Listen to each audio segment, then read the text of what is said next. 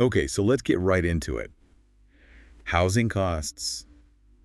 It's something we all think about. I mean, rent just keeps going up. Yeah, it's tough out there these days for sure. It feels like you're just throwing money away every single month. Right. Yeah, I mean, it's definitely a big expense for most people. But what if there was a way to actually live for free and build wealth at the same time? Well, that's where house hacking comes in. House hacking. Yeah. Okay, I've heard that term before, but Yeah. honestly, it sounds a little intimidating. Yeah, a lot of people think that way, but it can be a lot simpler than you might imagine. I kind of picture like having to buy a huge apartment building or becoming a full-time landlord. Right. I get that. That's a pretty common misconception. Actually, house hacking can be much simpler. Okay, so break it down for me. Well, at its core, it's really just about buying a property and then renting out a portion of it to cover your housing costs. Okay, so like renting out a spare bedroom. Exactly. Or maybe an ADU if you have one. Or even just a parking space if you're in a high demand area. So instead of my rent just disappearing every month, it could actually be helping me pay down a mortgage and build equity. That's the idea. And, with some smart planning, you could potentially eliminate your housing costs completely. Wow. So you're saying I could actually live in like a $500,000 home without paying any rent? It's totally possible. People are doing it all the time. Okay. I have to admit that sounds amazing, Yeah. but the whole landlord thing still kind of makes me nervous. Oh, yeah. I get it. It's natural to feel that way. What if I end up with like terrible tenants or constant repairs or, just a ton of extra work? Those are all valid concerns for sure. And we'll definitely talk about all that, like how to screen tenants effectively, how to manage properties without losing your mind, and, how to budget for those unexpected repairs. Okay, good. Because I definitely need some hand holding on that. But first, let's maybe explore some of the different types of house hacking. Yeah, that sounds good. So what are we talking about here? I know the classic example is buying a duplex or triplex, Right. That's the traditional approach. but are there other ways to do it? Oh, yeah, tons. Renting out individual rooms is a great option, especially if you're in an area with lots of students or young professionals. Okay, yeah, that makes sense. And then you've got accessory dwelling units. Those are becoming super Oh, popular. ADUs. I've heard of those, but can you just remind me what exactly they are? Sure. So an ADU is basically a separate living space on your property. So Hmm. think like a converted garage, a basement apartment, or even a detached structure in your backyard. Okay, I'm picturing it. They can be a great way to add rental income without having to buy a bigger property. Gotcha. But all of this sounds like it would require a huge down payment. Is it even realistic to think about house hacking in 2025 with the market the way it is? It's actually more attainable than you might think, especially with some of the new financing options available this year. Oh, really? Okay, tell me more. Well, for example, the CMHC has this new program starting January 15th, 2025, and it actually insures mortgages up to 90% of the finished home value. 90%. Wow, that's huge. Yeah, and that includes renovation costs. So if you're planning to add an ADU or renovate a property to create rental units, you could potentially need significantly less cash up front. Okay, promising. Hmm. But I'm still kind of confused about all the different loan options out there. You hear terms like FHA, VA, conventional loans, USDA loans. I honestly don't know what any of that means. Can definitely feel overwhelming. Oh, So let's break it down a little. please do. Okay, so FHA loans, those are great for first-time home buyers. They only require a down payment as low as 3.5%. Okay. Then you have VA loans. For eligible veterans, these are incredible because they offer zero down. Wow, zero down. Exactly. A great way to honor those who've served. Absolutely. Then there are conventional loans. They typically require a larger down payment, but they can be a good option if you have strong credit and, a decent chunk of change saved up. That makes sense. And then there are USDA loans. These are designed for properties in those designated rural areas, and they can also offer zero down. Okay, so two zero down options. That's incredible. So even if I don't have like a ton of money saved up, there might still be ways to get started with house hacking. You got it. And there are even more specialized loan options out there, like the Fannie Mae Homestyle Renovation Loan, which can actually help cover the costs of renovating a property to make it more rentable. Okay, so we'll definitely have to dig into all the different loan types in more detail. We will, for sure. But the key takeaway is that there are more financing options than ever before. Right. Exactly. It's making house hacking more and more accessible every year. That's great to hear. Yeah. Okay, so let's say I figure out the financing piece. How do I actually go about finding a good property for house hacking? I mean, what should I be looking for? Well, you want to approach this with an investor mindset, not just like, looking for a place you'd personally want to live. Right, so it's more than just like browsing Zillow for houses that look nice. Way more. Location is absolutely crucial. Okay, location, location, location. Right. Yeah, you want to be in an area with high rental demand. Near universities, hospitals, areas with lots of job growth. So you're not stuck with an empty property. Exactly. Then you'll want to analyze the property itself. How many bedrooms and bathrooms does it have? Is there any potential to convert any space into a separate rental unit? Like a basement or an attic. Exactly. What about parking? These are all factors that are going to affect your potential rental income. So it's a lot more to consider than just finding a house that I personally like. Oh, for sure. You're wearing two hats here, homeowner and investor. Right. I like that analogy. Yeah. So speaking of investors, are there any experts out there that have some good advice for finding good house hack properties? Definitely. There are a couple names you might recognize, Brandon Turner and David Green. Oh, yeah, I've heard of them. They've written some great books on real estate investing, haven't they? Yeah, and they've both built successful real estate portfolios through house hacking, so they know what they're talking about. Okay, so what are some of their tips? Well, Brandon emphasizes this concept of house hackability. He suggests looking for properties that can easily be converted into multiple rental units, have features that attract tenants, and are in areas with, a good track record of appreciation. Okay, so it sounds like I need to find a property that's both livable for me, but also a good investment opportunity. Exactly. You want to find that sweet spot. I like that. And what about David Green? So he really focuses on the importance of analyzing cash flow. Will the rental income actually cover your mortgage payments and all your other expenses? Yeah, ideally it would leave me with some profit each month. Right. That's the goal. He even has this whole system for ranking potential house hack properties based on their cash flow potential. So it's not just about finding a house that I can afford, it's about finding a house that will actually make me money. You got it. And that's where this concept of net operating income comes into play, NOI. Okay, I've heard that term before, but I'm not entirely sure what it means or how to calculate it. It's a really crucial metric for evaluating, the profitability of any rental property. Okay, so walk me through it. How do you calculate it? So basically, you take your total rental income and you subtract your operating expenses. So things like property taxes, insurance, maintenance costs, and any property management fees you might have. Okay, so a higher NOI means the property is generating more income after expenses. You got it. And a positive NOI indicates that the rental income is actually covering all of your costs and hopefully leaving you with some profit. Right, that's the dream. Exactly. Okay, I'm starting to see how all of these pieces fit together. Location, property analysis, financing, and now understanding NOI. It's a lot to learn, It is. but it's definitely starting to make sense. I'm glad to hear that. Yeah, it's a multifaceted strategy, but the potential rewards are huge. Yeah. It can really be a game changer for anyone who's struggling with housing costs. This has been super helpful. I'm feeling a lot more confident about the basics of house hacking. But I know there's still a lot more to cover, like how to actually find and screen tenants, what to do about repairs, and how to handle the day-to-day, management of being a landlord. Oh yeah, we're just getting started. We'll dive into all of that. Plus, we'll share some advanced house hacking strategies and some inspiring success stories from people who are already living for free and building wealth. I can't wait to hear more. Before we move on, though, I want to remind everyone to subscribe to Smart Money Discussions for more practical wealth-building strategies like this. We'll be right back after the break to continue our detailed discussion on house hacking. So before the break, we were talking about all those loan options, and you seemed really interested in those zero-down VA loans. Oh, yeah, for sure.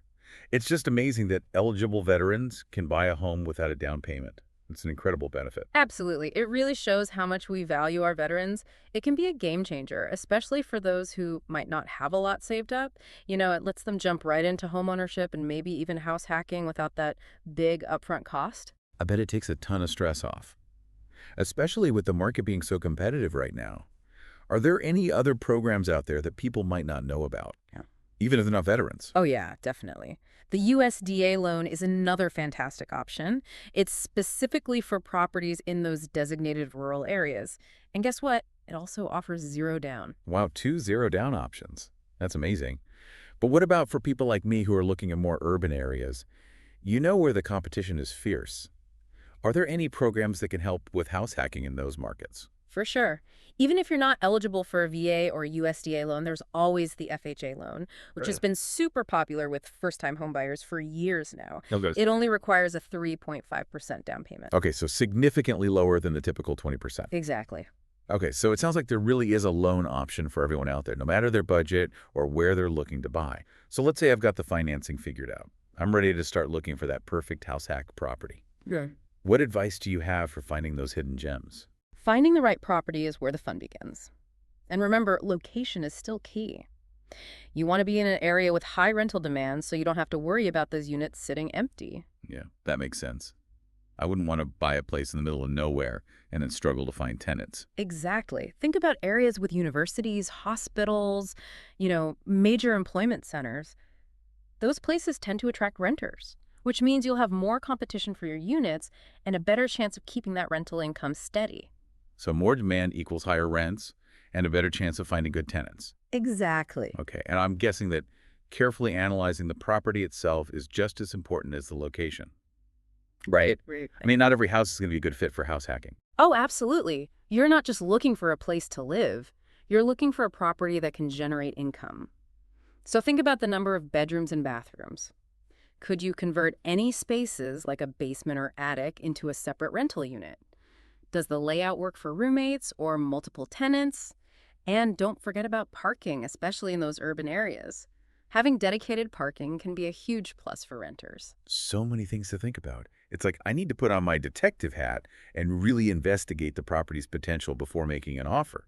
But how do I know if I found a good deal financially? I mean, I'm not a real estate expert. How can I tell if the numbers make sense? That's where those expert insights we talked about can be super helpful. Remember Brandon Turner. He talks about the house hackability of a property. He suggests asking yourself questions like, can I easily convert this space into multiple units?